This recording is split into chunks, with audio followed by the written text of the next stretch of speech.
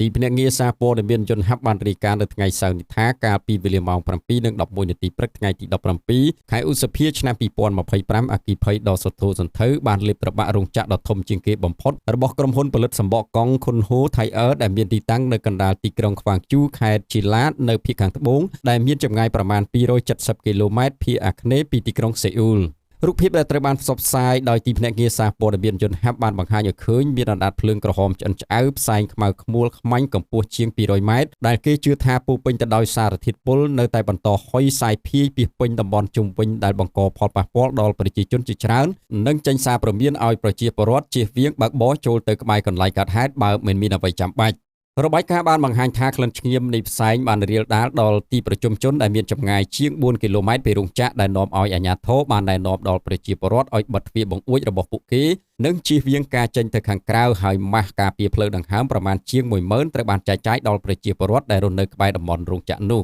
អ្នកនាំពាក្យទីភ្នាក់ងារពន្លត់អគ្គិភ័យបាននិយាយថាអគ្គិភ័យនេះបានបណ្ដាលឲ្យបុគ្គលិករបស់រោងចក្រម្នាក់រួមទាំងមន្ត្រីពន្លត់អគ្គិភ័យ 2 នាក់បានរងរបួស អ្នកនាំពាក្យដដែលបានអះអាងថានៅក្នុងប្រតិបត្តិការប្រយុទ្ធនឹងអគ្គិភ័យដ៏ខ្លាំងក្លានៅក្នុងរោងចក្រមួយនេះមានកម្លាំងពន្លត់អគ្គិភ័យប្រមាណជា